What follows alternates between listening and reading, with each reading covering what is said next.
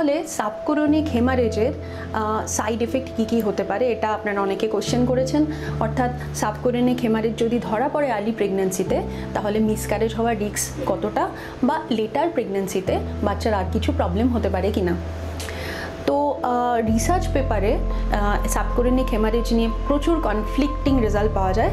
কিছু কিছু research paper বলছে যে সাবকোরনিক হেমারেজ যদি আর্লি প্রেগনেন্সিতে ডিটেক্টেড হয়, তাহলে প্রেগনেন্সিতে কিছু কমপ্লিকেশন তো হয়, যেমন ধরুন মিসক্যারেজ হওয়ার রিস্ক বাড়ে, সময়ের আগে ডেলিভারি হয়ে যাওয়া, সময়ের আগে বেবি যেই থলির মধ্যে আছে বা স্যাকের মধ্যে আছে সেটা রাপচার হয়ে যাওয়া, যেটাকে আমরা PPROM বলি, প্রেগনেন্সিতে ব্লাড প্রেশার বেড়ে যাওয়া, প্লাসেন্টা তার নর্মাল জায়গা থেকে ছিঁড়ে চলে আসা, যেটাকে আমরা প্লাসেন্টাল অ্যাব্রাপশন বলি। এই সমস্ত কিছু হওয়ার সম্ভাবনা কিন্তু বেশি দেখানো হয়েছে অনেক রিসার্চ পেপারে। কিন্তু এটা ঠিক অপোজিট, আবার অনেক রিসার্চ পেপারে বলা হয়েছে সাবকোরনিক হেমারেজ একদমই হার্মফুল নয়। দুটো রিসার্চ পেপারের কথা এখানে স্পেসিফিক্যালি মেনশন করব। ফার্স্ট রিসার্চ পেপারে এটা দেখানো হয়েছে যে সাবকোরনিক হেমারেজ মিসক্যারেজের সঙ্গে অ্যাসোসিয়েটেড হতে পারে, অর্থাৎ সাবকোরনিক হেমারেজে বেবির মিসক্যারেজ হওয়ার সম্ভাবনা একটু বাড়িয়ে দেয়, স্পেশালি যদি এটা খুব আর্লি ডায়াগনোসিস হয়, অর্থাৎ প্রেগনেন্সির বয়স 7 সপ্তাহ হওয়ার আগে যদি এটা ডায়াগনোসিস হয়, তাহলে মিসক্যারেজ হওয়ার রিস্ক কিন্তু একটু বেড়ে যায়। যেরকম আমি আগে বললাম, IVF প্রেগনেন্সির ক্ষেত্রে সাবকোরনিক হেমারেজ হওয়ার সম্ভাবনা অনেকটা বেশি থাকে। তাহলে দেখে নিই যে রিসার্চ পেপার এই সম্বন্ধে কি বলছে, অর্থাৎ IVF প্রেগনেন্সিতে যদি সাবকোরনিক হেমারেজ ডায়াগনোসিস হয়, তাহলে তার কি এফেক্ট হতে পারে।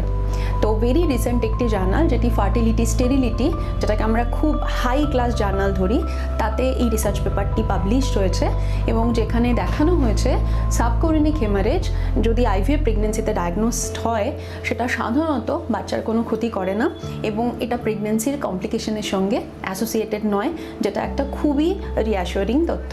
তো আল্ট্রাসোনোগ্রাফিতে যদি সাবকোরনিক হেমারেজ ধরা পড়ে, তাহলে তার ট্রিটমেন্ট কি আমরা দিয়ে থাকি।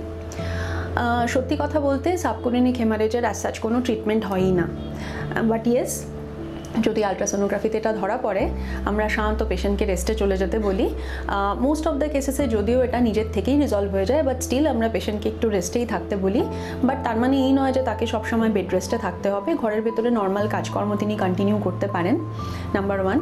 সেকেন্ড হচ্ছে, যদি সেই পেশেন্ট এমন কোনো মেডিকেশন নিচ্ছেন যেগুলো অ্যান্টিকোয়াগুলেন্ট, অর্থাৎ কিনা হেপারিন বা ইকোস্প্রিন এই ধরনের মেডিসিন নিচ্ছেন, সেগুলোকে আমরা ফর দ্য টাইম বিং বন্ধ করে দিই। এবং তৃতীয় হচ্ছে, যদি উনি কোনো প্রোজেস্টেরন সাপোর্ট না পেয়ে থাকেন, তাহলে সেগুলোকে আমরা স্টার্ট করি। IVF প্রেগনেন্সিতে ইউজুয়ালি আমরা পেশেন্টকে প্রচুর পরিমাণে প্রোজেস্টেরন সাপ্লিমেন্ট দিয়েই থাকি।